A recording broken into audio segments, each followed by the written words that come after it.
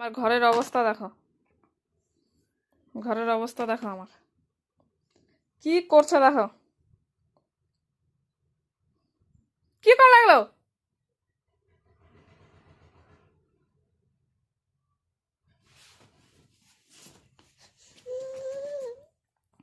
কে করলো, কে কে করলো, কে করলো এগুলো?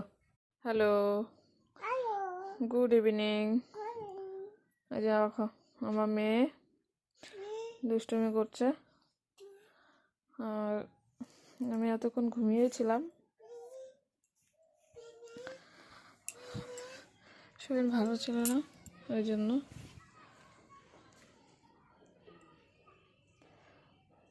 জামা এটা এখন খাওয়াবো। আসো এদিকে আসো, এ পাশে আসো।